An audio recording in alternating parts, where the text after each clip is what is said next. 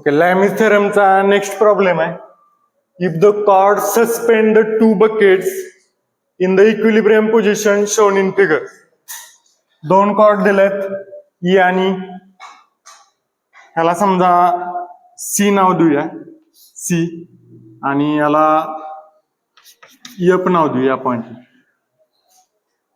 A B C D E and F. दोन cord दिलेत, त्या दोन कॉर्डला दोन ब्लॉक सस्पेंड केले, दोन बकेट सस्पेंड केले.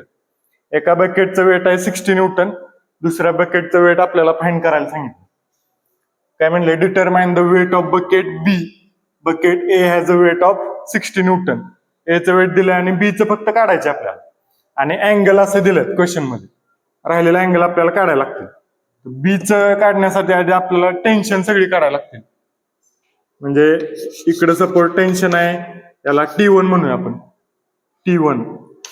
या स्ट्रिंगवरचं टेन्शन आहे त्याला T2 म्हणूया, या स्ट्रिंगवरच्या टेन्शनला T3 म्हणू. आणि खाली हे वेट ऍक्ट होतंय 60 न्यूटन, आणि इकडे वेट समजा बीचं वेट आहे त्याला WB म्हणूया. ते आपल्याला फाइंड करायचं. आता अँगल काढण्यासाठी एक हॉरिझॉन्टल लाईन एक व्हर्टिकल लाईन काढली, इथं पण तसंच सेम. हा 50 डिग्री अँगल असेल तर हा किती असणार, 40 डिग्री. नंतर हा 90 डिग्री असणार आहे, हा 90 डिग्री असणार. हा 20 डिग्री आहे तर हा किती असणार, 20 डिग्री. म्हणजे हा टोटल किती होणार, हा 90 प्लस हा 20 किती होणार, 110 डिग्री, 110 डिग्री. हा 40 प्लस हा 90 किती होणार टोटल, 40 प्लस 90 130 डिग्री. हा 130 आहे, हा 110 डिग्री आहे. हा शिल्लक किती राहणार, टोटल 360 असतंय ना, 360 मायनस 130 मायनस 110 किती राहणार शिल्लक, 360 मधनं 240 गेलं, 120 डिग्री राहणार, 120 डिग्री झाले. या पॉइंटचे सगळे अँगल काढून झाले. यातनं आपल्याला T2 ची व्हॅल्यू मिळेल, कारण T2 ची व्हॅल्यू आपल्याला इकडे पाहिजे ना. या पॉइंटला सगळेच अननोन आहेत. हा जर पॉइंट घेतला तर T3 अननोन आहे, WB अननोन आहे, आणि हा T2 पण अननोनच आहे.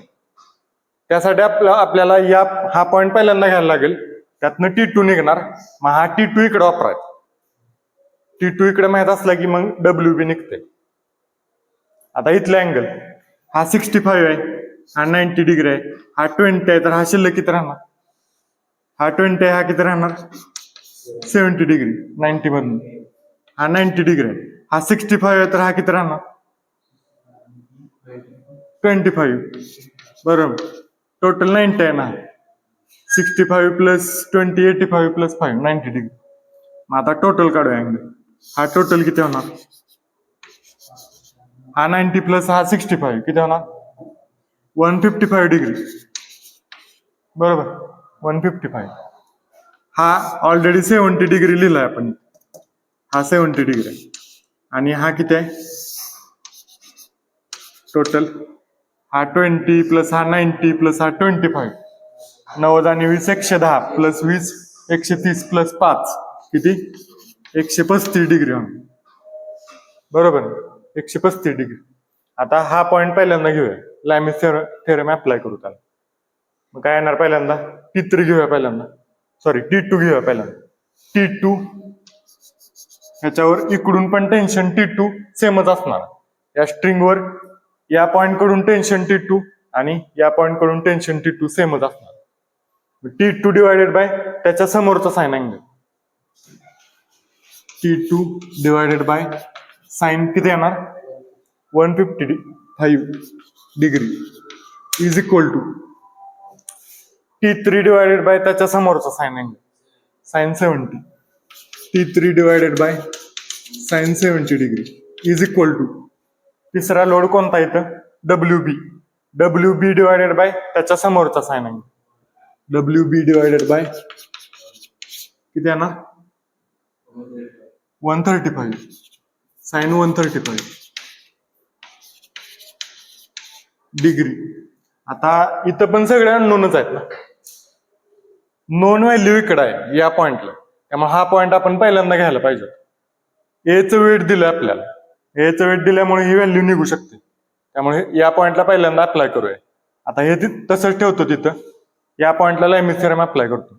सी पॉईंटला काय ना T1 डिवायडेड बाय त्याच्या समोरचा sine angle T1 divided by, आता इकडे घेतो मी बाजू, T1 डिवायडेड बाय साइन किती येणार 110 degree is equal to T2 divided by त्याच्या समोरचा sine angle T2 divided by sine 130 degree आणि खाली वेट आहे 60 न्यूटन.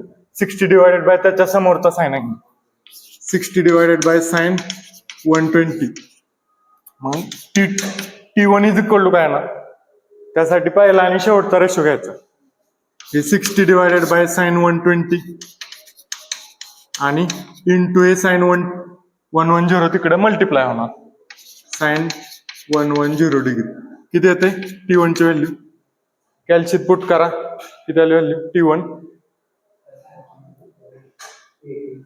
T1 म्हणजे इथलं टेन्शन, याला T1च नाव दिलंय का बघा. इथलं टेन्शन त्याची व्हॅल्यू किती येते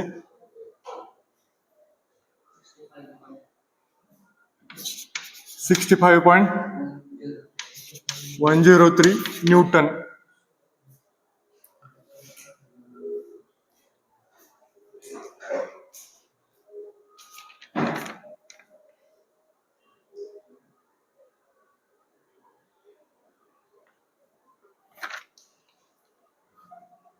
$65.103 न्यूटन येत आहे. ओके, आता T2 साठी काय येणार, हा आणि हा रेशो घ्यायचा 60 डिवायडेड बाय साइन 120 डिग्री आणि इंटू साइन 130 मल्टिप्लाय होणार साइन 130 डिग्री मल्टिप्लाय. T2 म्हणजे कोणतं, हे टेन्शन,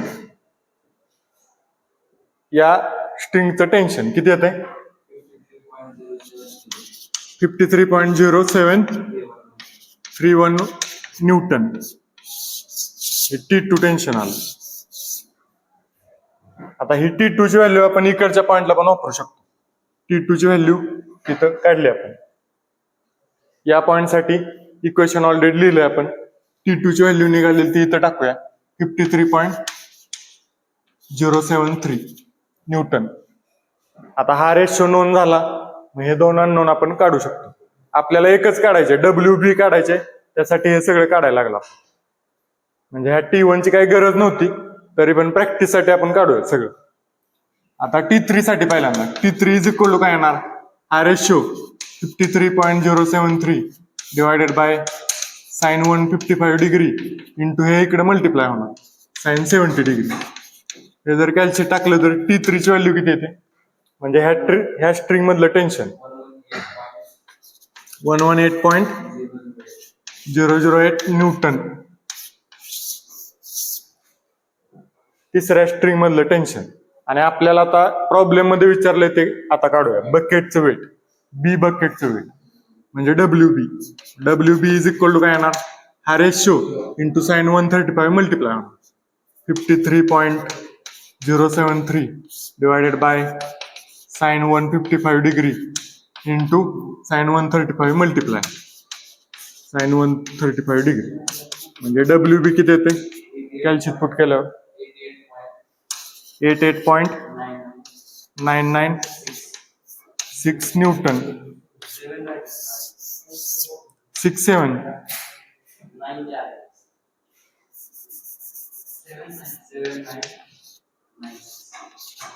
न्यूटन.